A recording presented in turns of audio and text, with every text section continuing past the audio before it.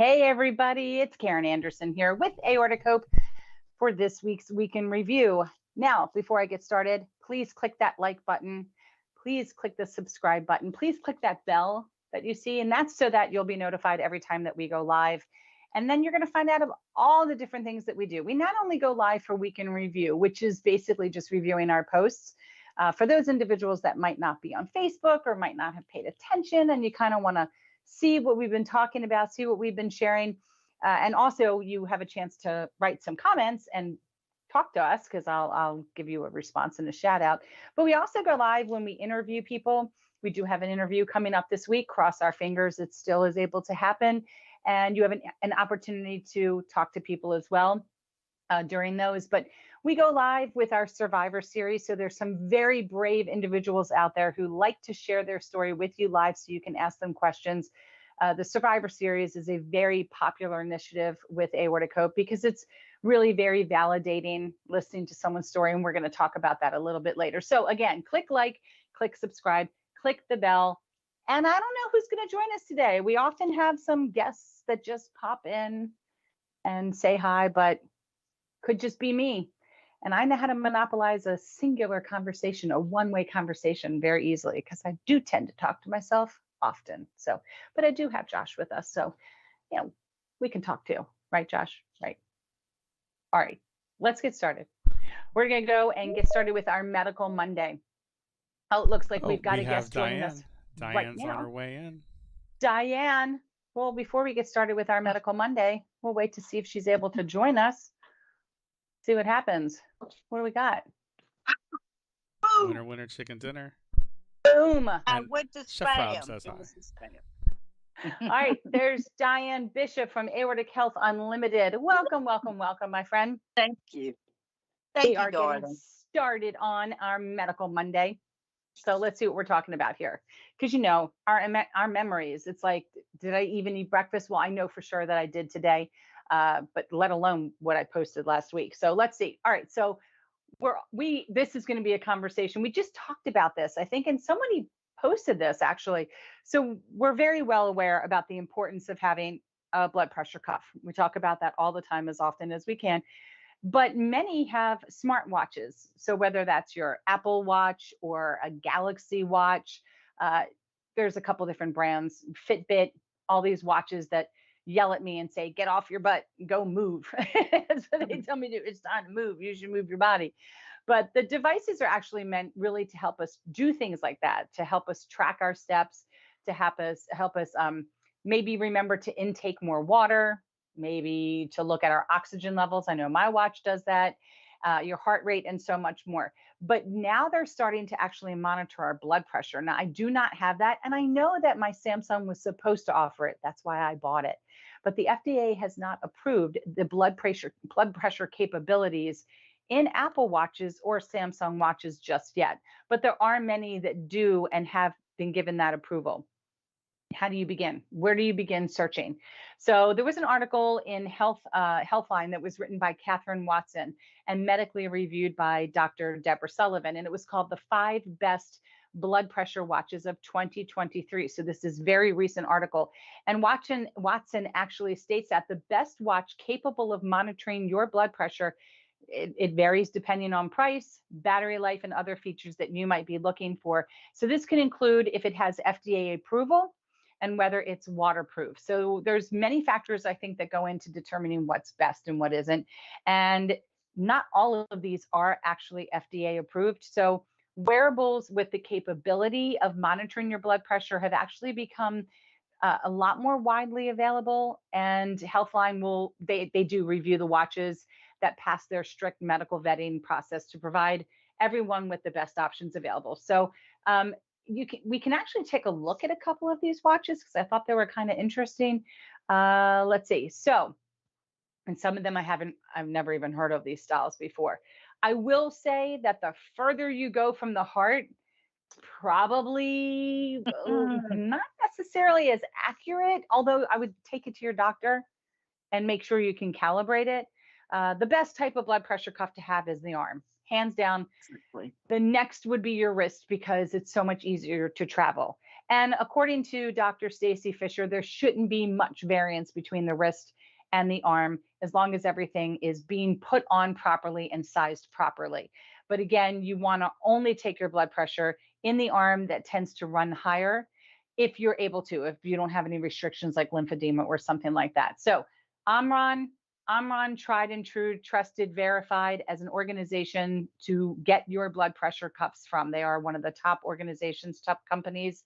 This is actually FDA cleared. So if you want to feel better about the wearable you're going to get, then get yourself the Omron watch. So what that's not going to do is allow you to make phone calls, allow you to take calls.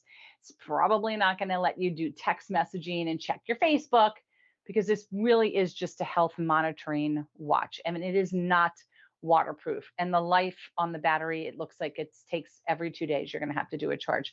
It's $3 signs. This watch is pretty pricey. I'll tell you that, pretty pricey. And from, if you can already tell the thickness in the band, it's going to blow up on your wrist. That's what it does. So it creates pressure. I've not really tried it, but it will work with both Apple and with an Android. So, and people do say it tends to be a little bulky. Your best value in a watch is going to be this Fit 7 smartwatch that also tracks your sleep, tracks your steps. It's very reliable, they say, for an inexpensive watch. It does not say here that it is FDA approved. They're not talking about it, so I'm not sure. But this one looks more like a what's it called? Fitbit, my brain. That's called More Pro Activity Tracker. So as you can see, we're getting through different price points, how long the batteries last, what they do. This will track some vitals. Again, we are lacking all of the other features that people tend to get watches for, like phones and text messages and stuff like that. So there's a bunch of them that are listed here. I'm not seeing anything that says FDA approved in anything other than Omron, but you know, check them out. I'm sure you're going to get a lot of these off of Amazon. Diane, I don't think you've ever mentioned to me that you have a blood pressure watch. Do you have a smart watch or any of these things that track? I do have a smart watch. However, I know the watch that you are talking about, that they have sent me home on it twice to where I had to wear it for 2 weeks. And it's a big bulky watch, bulky, and I got little bitty wrists. But and I was supposed to take it off. They felt like, I guess, my heart was trying to stop. But anyhow, I wore it for about 2 weeks, and I checked on the brand, and it was, I haven't heard of this brand, but I checked on the cost. I Googled it, Karen, because I said, man, if the doctors are using it, and it's the CVA where I go to, Cardiovascular Associations that I go to, and they have probably like 28 or 30 specialists in that office. I says, oh, I want to check how much this is. Baby, let me tell you, I checked, and you are looking close over $5,000 for the watch. I didn't say 500, 5,000. And the reason why it does so much more, and it had the accurate and the history on it, the battery life was what apparently was longer. And I do want to say that, you know, because I thought I'd like to get one of these. Nah. But anyhow, in my opinion, for me, I have a smartwatch through Samsung Galaxy, and I use mine. However, with my blood pressure cuff, when I use it, I do take my blood pressure. If it's too high or too low and I'm iffy about it, I do tend to check it 2 or 3 times. And if you notice, the most of the time you got is off, maybe five numbers or so. But most of the time when you check your blood pressure, Karen, try it sometime. You will get a little different reading, and you always you know, figure what's right for you and what's your average and what's the norm for you. But I don't just settle for one blood pressure, although, you know, I did take my blood pressure cuff, my personal one, take it to the doctor's office, and let them take a look at it and match it with theirs to see, you know, and if it's well calibrated, to pretty much theirs, because not all of them are 100% accurate, and they're not truly the Bible. Right. I think the website might be called validate.com. I'll have to look that up and get that information. But that website does list the blood pressure cuffs that are widely accepted by physicians, and it does go through the most accurate way that you should take your blood pressure, which is a series. If you're really wanting to do it for tracking purposes, not just because you want to know, it is a series of 3, 5 minutes in between each one on the same arm, and you are doing an average, because you could be watching a movie and it's an exciting moment, and now your blood pressure is going to be high. And having high blood pressure doesn't mean anything. Our blood pressure fluctuates so much during the day that there are moments when it's 140 over whatever. Then there's a moment it could be 112. A spike is a nothing. It's an anomaly. It's when you're running consistently in the morning, 15 minutes after you wake up, because it's going to be higher in the morning. Give yourself some time, get settled in, and then take your blood pressure. Or by the end of the day, we want to know how long your blood pressure has been working with your medications. But I have a Galaxy smartwatch too. And what I do like about it is, if I am feeling some palpitations or arrhythmias, is that I can take my EKG and I can hit send, and it goes right to my cardiologist. So there have been moments that the watch won't say, oh, you're having an SVT or a PVC, or I think that's what it's called, or PCA. It'll just say AFib or normal. And so I've had mine say AFib, and I'll send it to her, and she texts me right back, this is not AFib, this is an SVT, go to sleep. I'm like, okay, fine. She's like, stop it. But hey, better that she has it. It goes right on my medical record. It takes a beautiful picture, much bigger than what I see on the watch. And then I do like to track my heart rate if I'm working out, and I do like to track my oxygen levels. Whenever I'm sick with any respiratory, I check the oxygen levels there, and I calibrate it against my pulse oximeter, the one that goes on your finger that I bought in 2020, just to make sure that it is reading accurately. Because I can watch it and it'll fluctuate as I'm just sitting there. That's going to fluctuate too, because if you're talking, you're getting in less oxygen. If you're, you know, and that's normal again. So anything in the upper 90s, and I'm not sure, I think lower 90s or under 90 would be considered, maybe we should make a phone call, but yeah. So if you're into this, I've been waiting patiently for blood pressure. The good thing about it is take it however you can, but you can get Omron products to calibrate against an app. So I do have an Omron, best one again is with a cord, but I do have an Omron that's Bluetooth. So everything I do, I can send right to the cardiologist, and she can just see it. So having that is because it's a downloadable free app, and then you just zip it all off to them. It's kind of also good. It probably costs more money, but yeah, let us know if you get any of these blood pressure watches. I think they're really very space age. Like to see, right? Kind of cool. That's it. Space age. Go with the flow. Yeah. Next thing you know, it should check my blood sugar. It's going to start checking all kinds of things. Check my vision. They're checking everything. Very Jetson-like. All right. Do we have anybody with us yet, Joss? I need to say hi to? I said say hi to Chef Rob. Hey, Chef Rob. Hello, Stephanie. Got a lot coming up with Chef Rob soon. We're going to talk about that in a little bit. Very excited. Yep. All right. Topic Tuesday. This is something that we share often, and I like to bring up in the community, but we all spend a lot of time educating ourselves on aortic disease. And we also know that if you find out you have an aneurysm, you're going right to Facebook. So many people go straight there. Or if you've had a dissection and you're typing in aortic dissection survivor or survivor of aortic dissection. Those are the two most common sites for people who have had a dissection. They're Facebook pages. They're mildly to moderately moderated. You're going to find everything from religious discussions and debates to political arguments to fallacies often shared. It's a free-for-all. So you have to, kind of be mindful of that. It's not like getting information from a nonprofit organization. And it's not like getting information shared by your page, Diane, which you're just sharing what's coming from these nonprofit organizations often.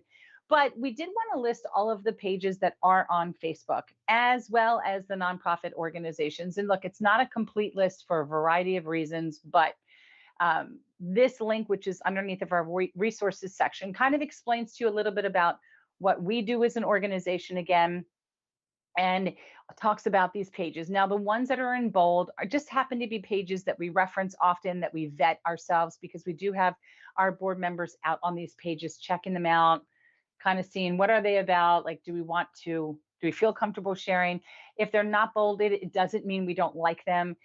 It may mean that they don't post extremely often, or they may or may not even be active anymore, but we wanted to get you as close to a list as possible that is complete. So you'll see we have a lot of them here: abdominal aortic aneurysm awareness and living with an abdominal aortic aneurysm are your two top pages for those that have abdominal aortic aneurysms. Aortic athletes, kind of a brand new page. If you are very into health and fitness, and maintaining that lifestyle is super important to you, with aortic disease, you will find like-minded people on this page. Again, please take whatever you read to your physicians. Do not make any decisions because somebody else is able to do it. You need to take everything you read on any page back to your physician.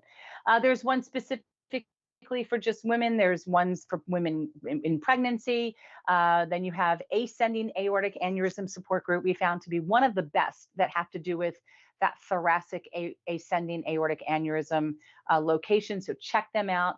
And then, of course, there's survivors of aortic dissection, dissection life and cardiovascular health. Interesting page. One of our friends, Kevin Songer. What I love about his page is it's just anything. It's beautiful pictures and sounds and recordings of nature. I love when he sits there and does that. So really, it's a chance for you to kind of maybe take a break from this disease. You know, I'm just double checking. Don't we have, where? There you are. I was like, oh man, we better have Aortic Health Unlimited up there. I'm heart attack. Okay. You're like, I'm gonna get you. All right, Aortic Bridge, grassroots nonprofit organization, started out of Brooklyn, New York. Really started so that they could host in-person support group meetings after COVID. A lot of their members have now joined Aortic Hope. Aortic Warriors, Dr. Peter Tsai started that organization, primarily based on the West Coast. Again, there's a lot of great information out there that he puts together. A lot of information with the Zipper Club that talks about, or Zipper Ninja, that talks about incorporating working out and being athletic with aortic disease. So that's their focus over there. You have GATA, otherwise known as Genetic Aortic Disorders Association of Canada, Lowy Dietz Syndrome Foundation of Canada, Marfan Foundation here, Rock from the Heart. We all know Rock from the Heart. John Ritter Foundation for Aortic Health. I did not necessarily list the John Ritter Research Program because that's something very different. That is a program, but that is part of them. You will find that on their page. And Think Aorta US. So very different when you have a nonprofit organization than when you have a Facebook page. Of course, if Facebook shuts down, you still have all the organizations that are still posting every single day also. So this will give you a really great, easy, let me just go someplace real quick to figure out where to go that's been vetted on Facebook. And that's our Topic Tuesday. I wish this was around when I started.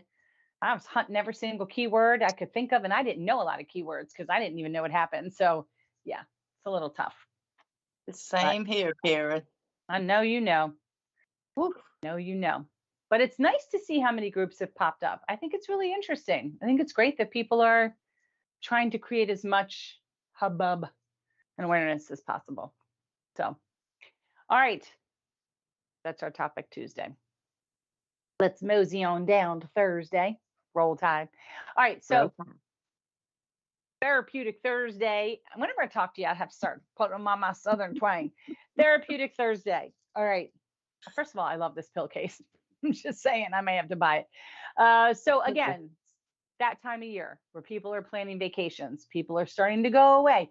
One aspect of vacation that might be very stressful is, what am I supposed to do with my medications? How am I traveling with them? How many should I take? 2 extra days worth? I used to really worry about this a lot myself. But what I realized is in the States, I don't really need to bring like more than, I personally don't bring more than like an extra 2 days worth of pills. 1, in case I drop one like in the toilet or down the sink, I have an extra.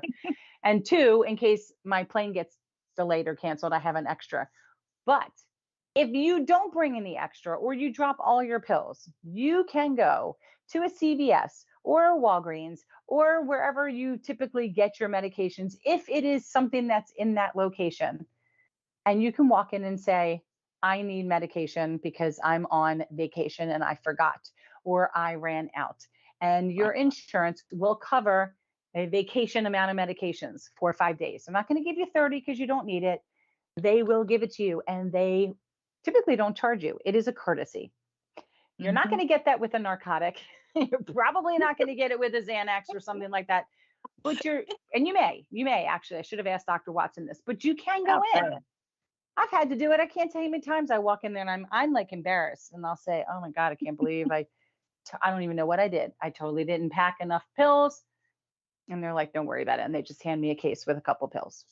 So, but let's talk about this. So in Amanda Gardner's article titled How to Manage Your Medications While You Travel, which was in WebMD, it basically asks passports, check. Itinerary, check. And might I also just personally suggest, I know in the day of electronics, everybody wants to keep everything on their phone. What happens if you lose your phone? I'm a believer in printing off my itinerary. I want to hold something in my hand, because if I get so stressed that I can't remember my password to log in on the hotel's computer, I don't need to worry about it. I have my itinerary in hand. I have my confirmation code. So I leave every vacation with like a booklet, and I know everywhere I'm going. That's just me. Even though it's on my phone, I just for the first time got on the plane and took my phone and used it as my boarding pass. And I was sweating bullets because I was like, here. And they're like, thank you. And I'm like, it's so easy, right? Boarding pass is on my phone. So I want a paper boarding pass. You know, that brings to something that happened to me, and it wasn't, I'm traveling. Like now to get in concerts or certain events, yeah, and football games, now they're gone ticketless, which means they send your ticket to the phone. And guess what happened to me? The first time they started it, I went going to go see my Road Tide, and I couldn't get in because I couldn't get reception service. Yes, because there's so many hundreds of people there. Right. And that's a big problem. But now, and what gets me, those for the older people like my mother or what have you, the last generation, to where technology, they have no knowledge of technology, or they don't know how to use a cell phone. They send stuff to the phone. Where is it at? It's in the cloud. What's a cloud? But honestly, yeah, it's true. It's true. So you might have your passport, you might have your itinerary, you've got all that. Medications, that's the one that people tend to stress the most about. So if you're going on vacation, don't forget your meds. You can bring them along, but sometimes bringing them along with you can get a little complicated, especially if you're going overseas. See, going international is a whole other beast when it comes to medication. So how do you pack your pills? Can you stay on your dosing schedule when there's a time zone difference? Is there going to be a problem with security? I will tell you that when we traveled to Ireland, no problems. Everything stayed in my pill case, like we saw in that graphic above. Going to Greece, I had to bring them in their original pill cases. Bottle. So it's very, very different, because that's like, holy moly, like what? I definitely never put my medications in a check bag. Don't ever, ever, ever do it. Because if they lose your luggage, especially in another city, you are SOL right there. Okay. So that's just that's a big thing. But carry them on. Carry your medications on the plane.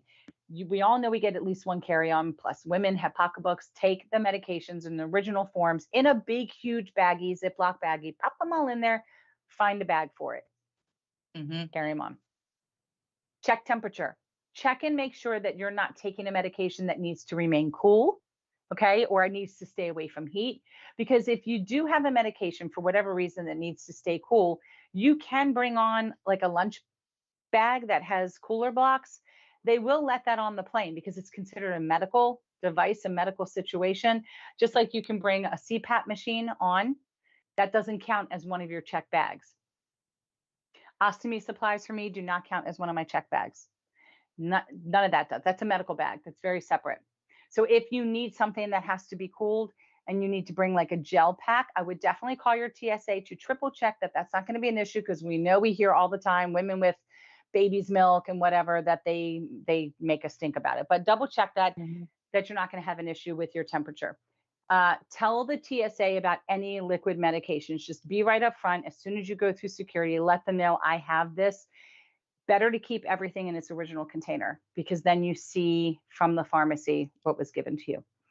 Do not repackage your medications unless you're going in the United States and you're traveling from one state to another and you've got it in your pill box. But I would like to have pictures of my medications, because in case they ask me, well, what is this pill? I mean, you do not want to be caught with something that looks like a fentanyl or any other type of drug right now that's being abused. It's all things we have to think about, right? Never even dawned on me really before. Yeah. Check the law of where you're going, especially if it's international travel. Check the law on what medications you're bringing in and the proper way to bring them in. And manage your supplies. So if there's a supply that you need to bring with you, make sure you've got all those supplies. And I have no shame. So having an ostomy, my husband and I were driving up the coast of Maine, and I realized I ran out of supplies. I just did not pack enough, which that never happens. There, you can't call a pharmacy and be like, hey, you got ostomy. It doesn't work like that. They come from big warehouses. So I had to go to an ER, and I had to beg nurses in the ER to give, because I know they have them there. And I just had to go back to basics and just take whatever they had to offer me and cut them and make them size. And it all worked out fine. But in the end, I knew that I could get my supplies from an ER, but that was not ideal. But double, triple check your supplies. And remember, 2 bags you can carry on, let's say on Southwest, one that can go up above and one that can go underneath. So you cannot bring your pocketbook and a beach bag and a checked luggage. You have to put your pocketbook in the beach bag, 2 bags. Men typically don't have 2 bags. They might have a carry-on. So you give them a bag. And now you can maximize the 2 bags between 2 people if you have more supplies to bring on with you. If you're bringing a male companion with you, give them a bag to hold, maximize. Like, honey, hold my bag. Shove your sandwich or your drink in the bag. Okay. Watch out for time changes. So one of the things I know that we've discussed with Dr. Watson, time changes. So let's say you're going from East Coast to West Coast. Well, now you're 3 hours off. Your best bet is to really try to stick with your East Coast timing on your pills until the morning. Now, since you're going someplace that's in the past and it's 10 o'clock at night there, but now it's 1 o'clock in the morning where you are, go to sleep early. Just try to go to sleep early when you're going back in time, because then when you wake up, you are now on their time zone schedule and you take your pills according to their time zone. It's really challenging when you go from the United States overseas and it's a 6-hour time zone difference, because now I'm like, I don't even know what day is it. Am I in a new day? Do I skip pills? Do I not stick? I stick with the first 12 hours. I do my time zone that I live in, and I take my morning and my nighttime pills. And then I wait. And as long as I've gotten at least 6 to 7 hours in between, which would have been your nighttime sleep anyway, I start fresh and I take my pills in the time zone I'm in the next day. You can work this out with your pharmacist. They know how to tell you how to, they'll write it out for you. When do you arrive? When do you leave? Where are you going? What's the difference? And they'll tell you exactly when to take your medications, because it just makes my head want to explode. Too difficult. Avoid the sun. Avoid the sun if you're not going to wear sunscreen. And I don't know who doesn't wear sunscreen, but a lot of the medications we take can make us be more sensitive to the sun. Yeah. And I'm of the belief that even if that sun sticker's not on my bottle, I'm taking sunscreen and I'm wearing it, because I just feel like it's in my body. So there's a chance it's altering something, and you just don't want to burn. You just don't want any added issues, right? So I love this pill case. Did I say that already? I just think it's pretty. Yes. I want to get you one. Well, I just got one. A friend of mine gave me one as a gift. And what I love about it is there's a bunch that go in it and I can pull them out. So if I have to leave out of the house before it's morning med time, I just grab it and throw it in the pocketbook. And then when I come home, I have to remember to put it back in the case. But at least I can take the whole thing, or I can take individual, which is kind of cool. So yeah. So if you struggle with any of this, with traveling and your pills, do you struggle with time zone? I mean, you come here, so that's an hour ahead. Does it really impact you, or do you just say whatever, nighttime's nighttime? I'm basically that. I try to make things less complicated. If I'm 2-3 hours behind on a certain type of medicine, it's really not no big deal. I just take it. If I miss it, then my doctor at one time, he told me just take 2 the next day, but that's only if I missed a complete day and stuff. But most of the time it hasn't been an issue. Missing 1 hour and stuff, I won't get too worked. Oh gosh, I'm 30 minutes behind or nothing like that. I know. I feel like people, you're not that sensitive to it. Yeah, some of our friends, I watch them. Their alarms go off on their phone. They're like up, and they're looking for water, and I'm like, damn, you really to the minute, aren't you? I'm kind of like, well, morning really doesn't end until 11, so I guess technically I'm still taking my pills in the morning, since I know I'm not going to go to bed till midnight tonight. I kind of just make these shifts in my own mind on how to best handle it. But I was like that. I used to have my husband. My husband would wake me up when he would get up at 6 a.m. and he would come in and say, "It's time to take your pills. Here's some chocolate pudding." And I'd take because I like to take my pills with. Well, I want to take my medication with food. I don't want anything to upset my tummy. So I would quickly eat that little pudding cup, take my pills, and I go back to sleep. Yeah, no, not anymore. I'm not that diligent, but I'm a rough estimate. Yeah. Rough estimate. Same here. Rob's got a comment here. Sure. He says, use Google Wallet for your tickets. I started doing that with like Ticketmaster. So I go to the theater often, and it'll say, do you want to put it in your Google Wallet? So yes, I've started moving it there, but I know it also lives in Ticketmaster. So it's in both places. I have not done my Southwest tickets. Does Google Wallet store it on your phone? Yeah. Okay. Yes. That's why you should use it then. That way you're not beholden to the to the interwebs. Yeah. And then I'm not sure if we forgot. Was Chef Rob supposed to be on today? No. I mean, he could have. He can hop on it if he wants. Come on and say hi. You should have the link, Rob. Jump on if you'd like. I don't think he has the link. I'll send him the link. I'll send a link right now. Yeah, we're going to be talking about a lot of stuff coming up with Chef Rob. It's coming. It's happening. Nice. All right. Feel Good Friday, talking about medications. We use a lot of pills, a lot of pill bottles, right? There's so many.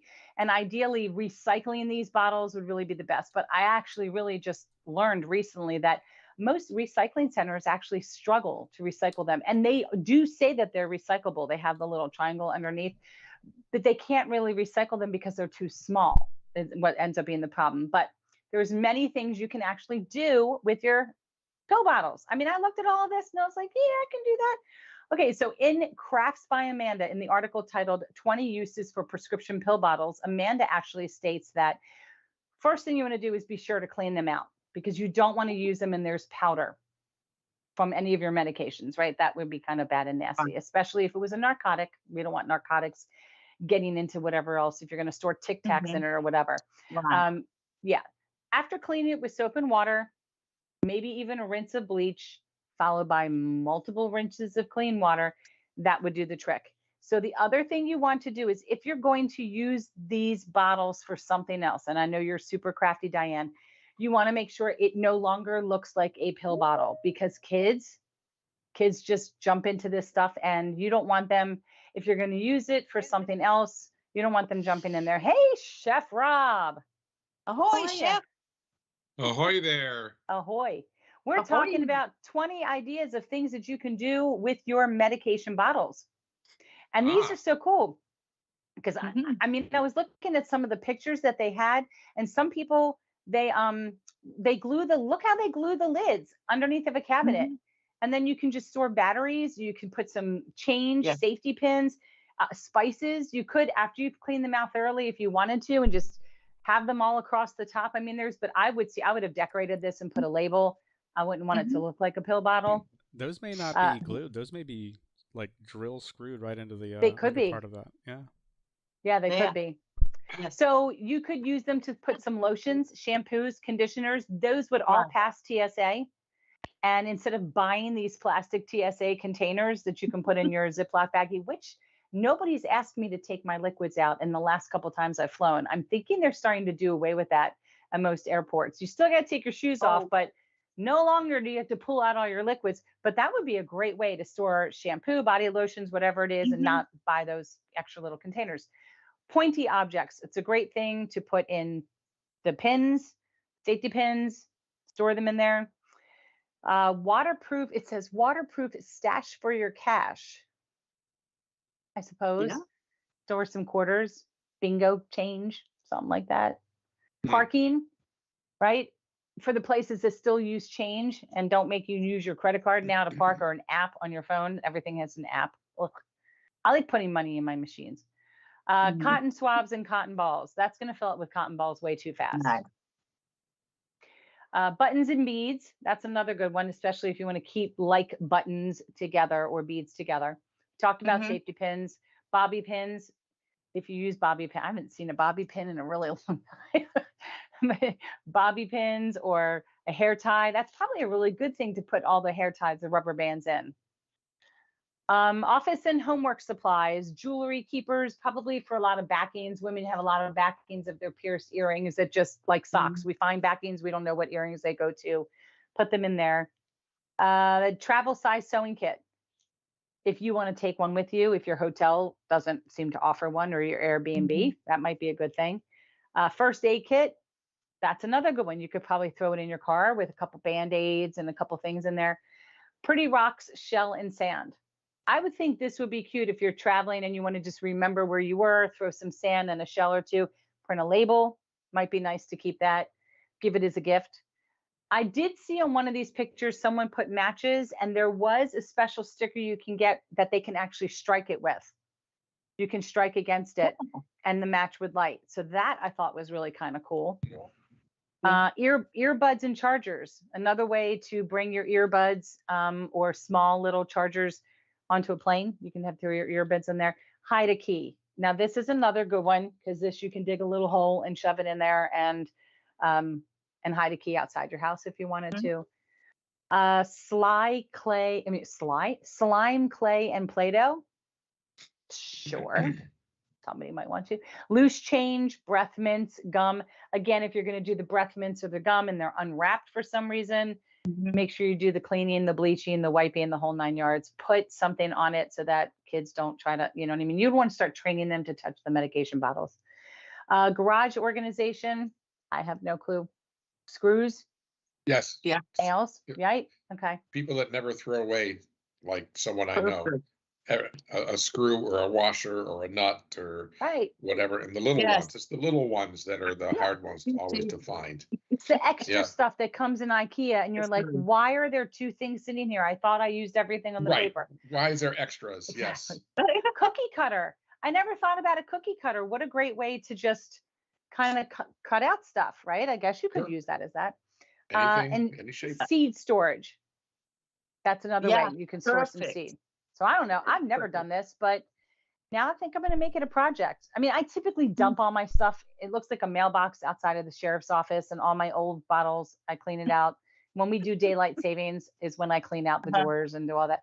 But yeah, Diane, I think I see a project. Take all the caps, glue them onto something and make something. Oops, sorry. Yeah, that's what I would do if I were you.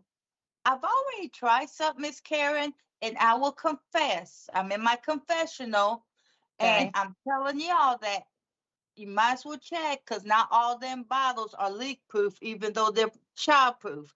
Not long ago, I went on a trip and I kind of stole a little bit of that good Paul Mitchell shampoo and conditioner, and I put it in one of my medicine bottles. Just like, yeah, I got me some.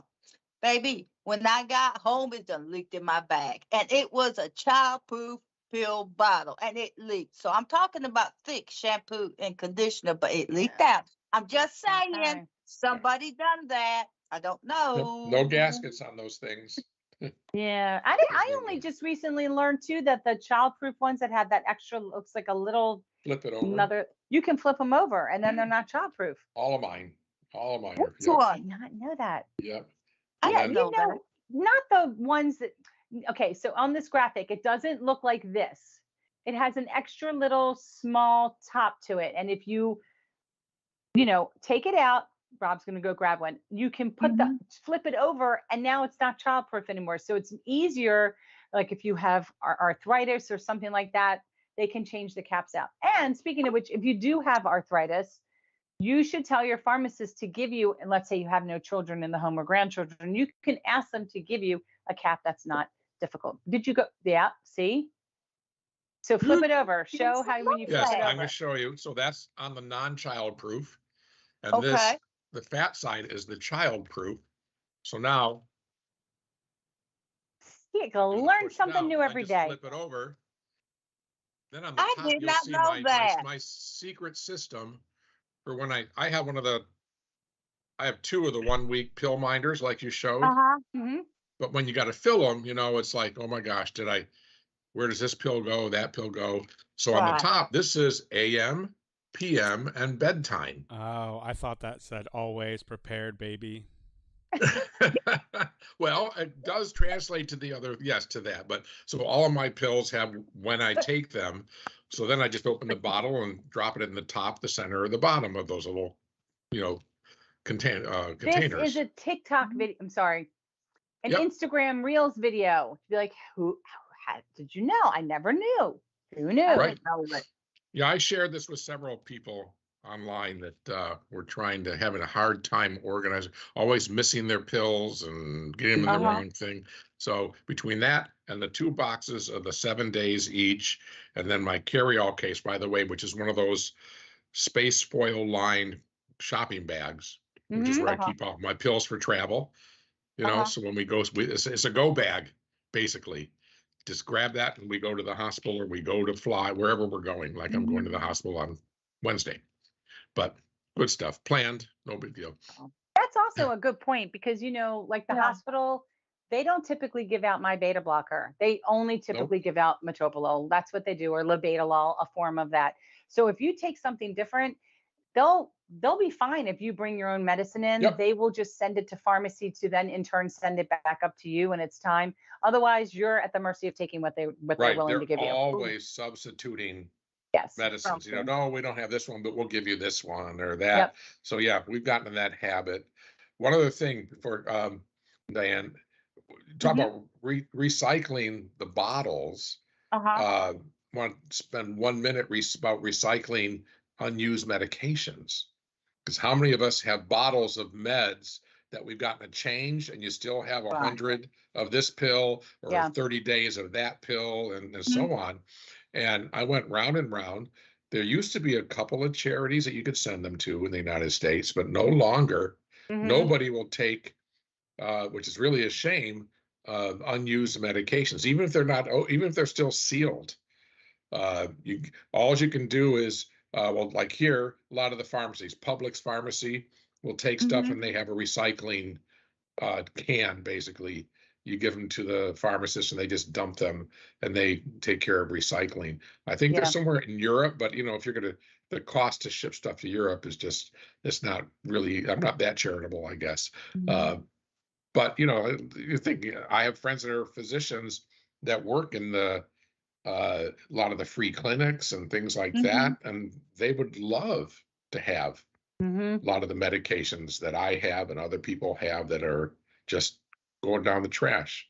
Recently, gosh, it was a huge bag that I took recently. We finally got rid of everything that I haven't taken anymore since the first surgery, and that was. You're muted. Oh. Hey, or your mic. There you go. Oh, you're good, babe. Is that not illegal to go somewhere and to give it, even whether it's a physician or what have you, I want to donate these for somebody? There is no donating. You can't donate drugs. No more donating. But no more. CVS or Walgreens will do a prescription take back, meaning they dispose of it for you. I mean, you really don't want to flush these things down your toilet. Right. Sometimes they expand and stuff like that in capsules. You're supposed to put them in a baggie with coffee grinds, wet coffee grinds, that you know, leftover coffee grinds, and dump all your pills into that, and it makes them indigestible. And also dissolves a lot of them, and then, but it still goes to the dump, you know, and it gets into the soil and the water table and all that. That's just, I don't know. I hope I assume they would incinerate them when they go through the pharmacies or something. You would think.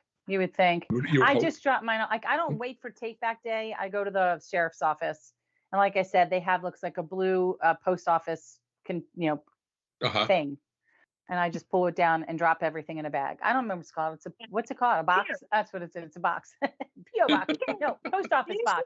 We don't mail. Who mails mail with stamps anymore? So yeah, but you go there and you give it to a young kid. Oh, put this in the mailbox, and they get all excited. They think it went somewhere, but yeah, you stick it in there. Yeah. Karen, all right. Yes. As much as I laugh and giggle, I do that. Take some old pills to the sheriff. They arrest me, think I'm under the influence. Yes, they would think this. Only you. Only me. Let me talk. You'd say, let me get to talking with them. You start talking to them and having a whole conversation with them. And see, I know. All right, let's move on to Survivor Series Saturday. So this particular Saturday, we did not have someone scheduled, but we do have someone scheduled coming up. And the community wants to hear from you. So certain Saturdays during the month, we will showcase and feature a survivor or caregiver or someone who we've lost in the community. And you really want to share your story. You want to be the star in someone else's life. We talk about it all the time. Sharing your story not only validates someone else's experience, but might create questions in their mind to take back to their physician as well. Right. So we kind of really want to know about the symptoms you experienced, the process of your diagnosis, just the experience of your aftercare. We're going to share this with another sister organization, Think Aorta, to help them with the tools of explaining to first responders and emergency room physicians the importance of thinking about the aorta. So you have three choices. You can send us your story in a personal written blog, you can do a pre-recorded video, or you can go live like we are here and then take questions from the audience. So there's a link on here for you to fill that out. And when you do, someone will be in touch really soon. And we do have Survivor Series stories from both of these individuals that you can check out on our YouTube channel. Absolutely. All right. Genetics 101 with Ryan Rodimer, our Director of Genetic Education. This was our third in our series. Third. We had the first one was Aorta 101. Our second one was Marfan syndrome. He's still going to talk about a lot of different topics over the next couple of weeks, but this one is about a lesser known but important aortic disorder, which is called Loeys-Dietz syndrome. We're going to talk about this for a little bit, but in his previous article, when he talked about Marfan syndrome, which is likely the most well-known genetic syndrome affecting the body's connective tissue, he actually emphasized the importance of spreading awareness and understanding among not only healthcare providers, but also survivors, families, caregivers dealing with aortic dissection or suspecting Marfan syndrome as an underlying cause. Because remember, you don't have to have had family members before you have Marfan for you to have Marfan. You can be patient X and be the first one who you find out you have Marfan syndrome. But in this particular installment, in this week's blog, which is part of the Genetics 101 series, we actually have a chance to learn all about Loeys-Dietz syndrome, or LDS, which is another very important connective tissue disorder. And you can always reach out to Ryan. You should always think aorta, think family. This is part of the discussion, talking about your family medical history. Next one in 2 weeks, we're going to learn about Ehlers-Danlos syndrome. But what is Loeys-Dietz syndrome? Because they all have a little different nuances. And it is rare. It is a hereditary connective tissue disorder that actually affects the aorta and other body systems. Because people are actually misdiagnosed with LDS, like you see in Marfan syndrome, in part because it's much rarer, and it's something that most doctors are actually not very familiar with. Historically, LDS was a condition that was known for having very significant features that were related to the face and the skull, major orthopedic differences. So it's not a term that physicians throw around or talk about lightly when they're trying to diagnose you. However, what they now know is that some families with LDS, they don't have any of these significant features. It's kind of like with Marfan syndrome, we always thought that people were going to be tall and lanky and long-limbed. That's not necessarily true. There are people that are shorter, stouter, shorter limbed that also have Marfan.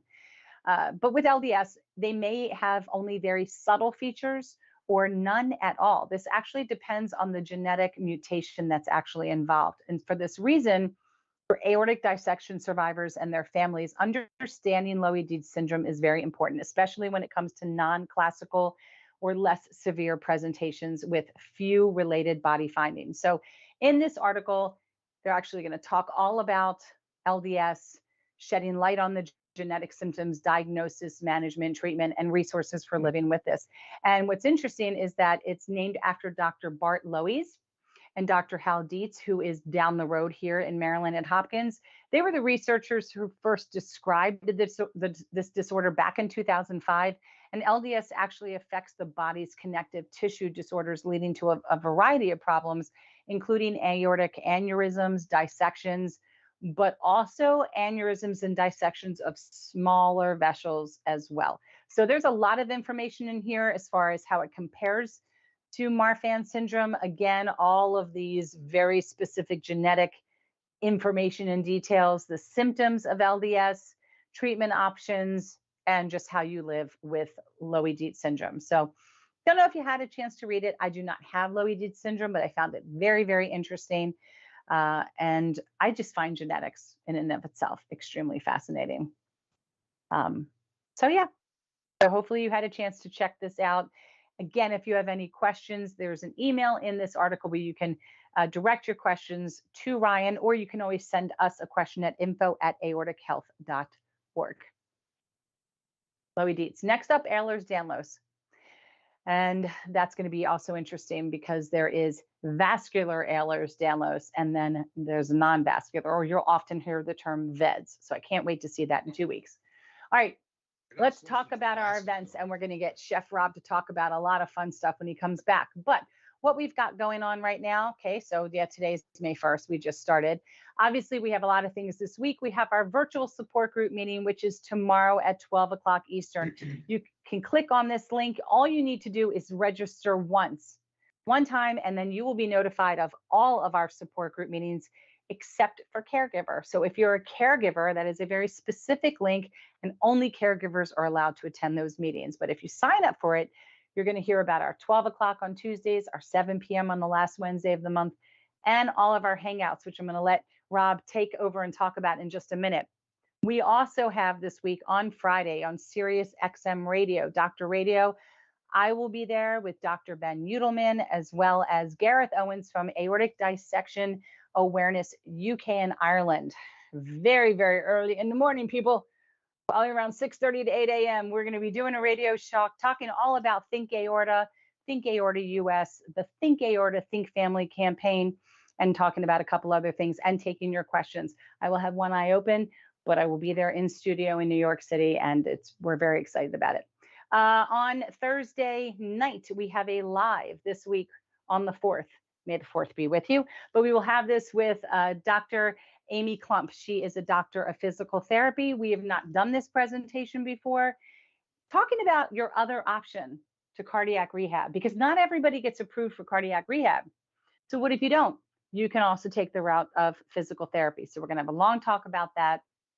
And that is this week. Now, next week, we kick off with Chef Rob and Mindy, our Aortic Kitchen series. So we've got 4 of these amazing cooking demonstrations and learning events with Rob and Mindy. Rob and Mindy are our culinary and nutrition educators. And I'm going to let you take that over now, Rob. Talk a little bit about your events that are coming up.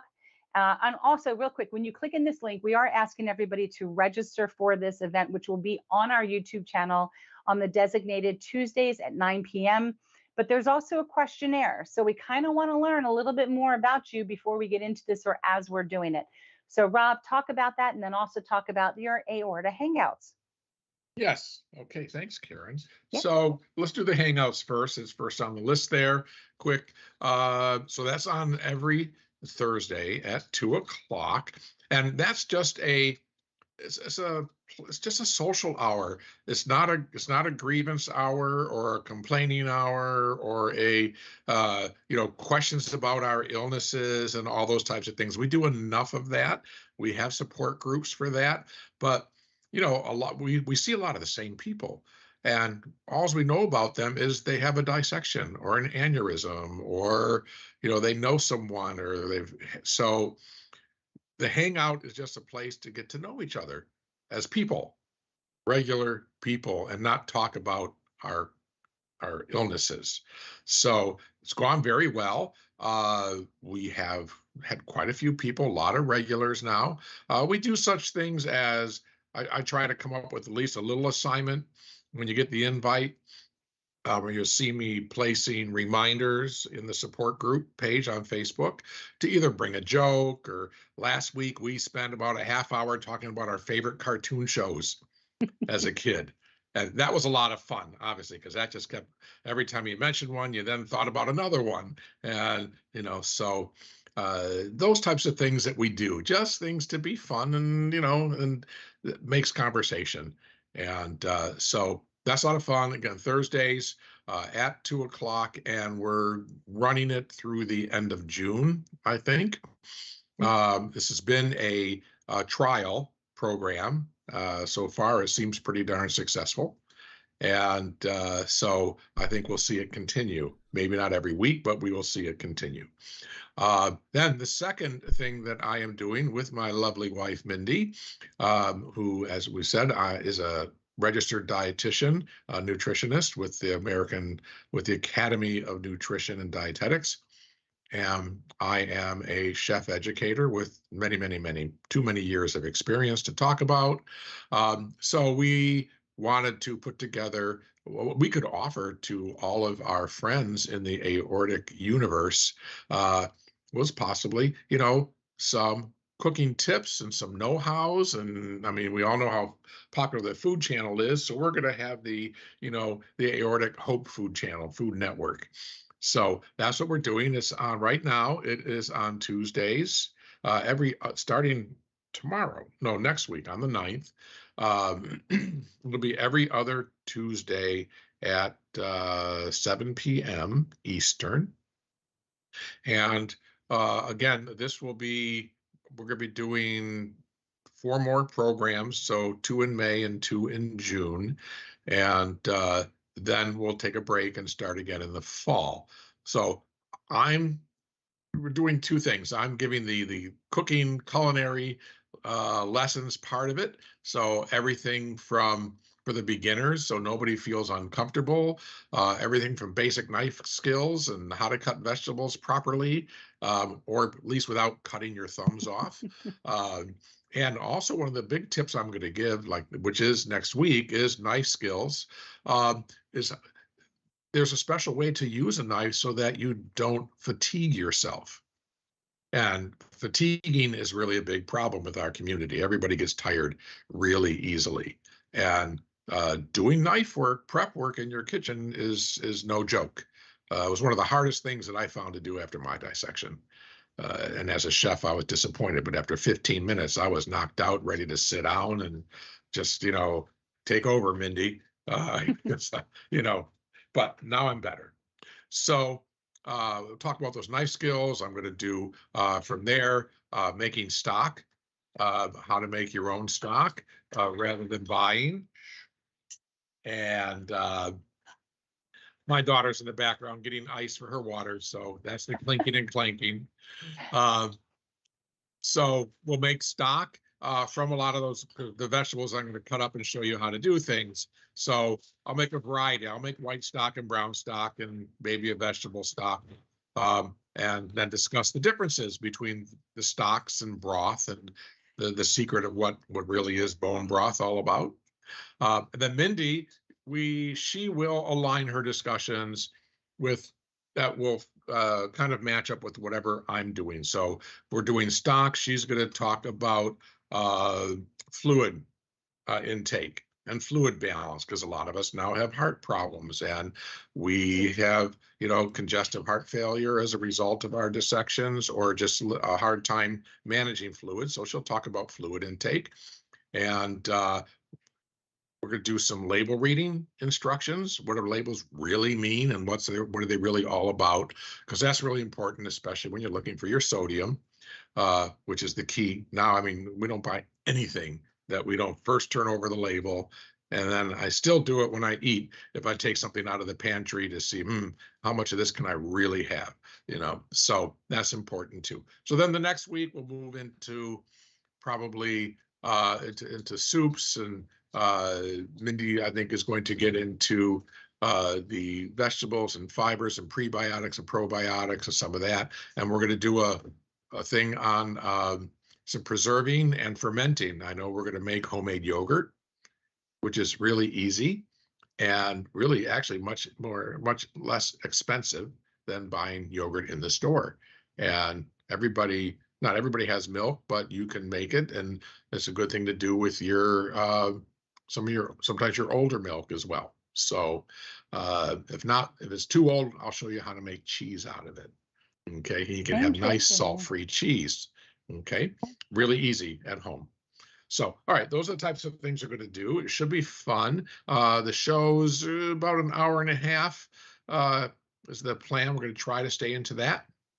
I'm not going to go for 3-4 hours if you let me, but we'll see how the audience is. And Wonderful. Yes, so that's the long, short version of what's wonderful. going on in the aortic kitchen. Super excited about it. I love Hangouts are great. Can't wait for the cooking demonstrations. So that's just some of the stuff that we have coming up. The only other thing I wanted to mention on the 11th is the first time we're doing our Ask a Doctor that we typically do on Facebook. We're moving it to YouTube this time.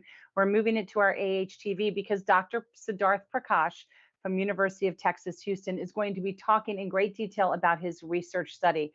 Now, we know he just went live with this on Facebook on one of the pages that we had mentioned, but we're going to have him here on our channel to talk about that, but to also take everyone's questions like we usually do from Facebook land. We're going to let you ask all of your questions of this doctor, anything aortic related. Just remember, again, whatever answers that he gives you, please take that back to your own physician and make sure that that's something that works in your plan. But he may give you something to start that conversation. But we're super excited to have him on our channel and giving us a little bit more in-depth information about this exercise research study. And Diane, anything going on with Aortic Health Unlimited? Well, we have for this month of May, being that Mother's Day is coming up, for ladies and gents, if you want to get your wife something or your mom something, we're going to be having a sale, and it's called Especially for You, and it's going to be stuff that's little, maybe a few earrings, some necklaces, some perfume, some certain type of beauty care products that's going to be available, and you should start seeing it posted as early as this evening, and we'll gradually add a few more items, and it's available to anybody that would like to purchase anything, because it's Mother's Day, and that is a special day, my friend. Okay. All right. So unless we've got anything on the channel, anything going on in chat we need to know about? Quiet chat today.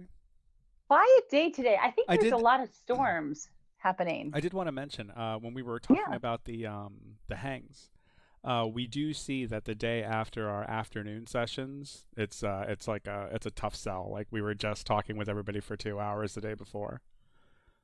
So when we're talking about moving it into the future, we might be skipping that week just to give everybody a reprieve. Yeah. Sometimes just too much talking is just too much talking. Well, it's just like it's 2 days back to back. Yeah, this is true. Yeah. All right. Well, we've got a lot of other exciting announcements that'll be coming up over the next couple of weeks. We do know that Rock from the Heart is having their next event in Fargo coming up next weekend. This weekend, I mean, This yeah, that's right. weekend. Oh my gosh, that's right, because it's Yeah. Monday. This It's in a couple of weekend. days. This weekend. Yeah, gosh, I can't believe we're already into May. It's amazing. Yes. All right. Happy May Day, everyone. Yeah, I think that's it. Thank you for hopping on, Rob. We appreciate it. Thanks, Di, for joining me as always. And everybody, don't forget to click like. Please click subscribe. Hit the little bell so you're notified when we go live. And we'll see you later this week with a live event and a bunch of support groups and hangouts and all kinds of stuff. Thank you again for joining us, and we'll see you next week at 3 p.m. Eastern. Take care. Thank you. Bye, all. Bye-bye. Bye, Bye. Rob. Bye, Diane. Bye, darling. Bye, Karen. Bye.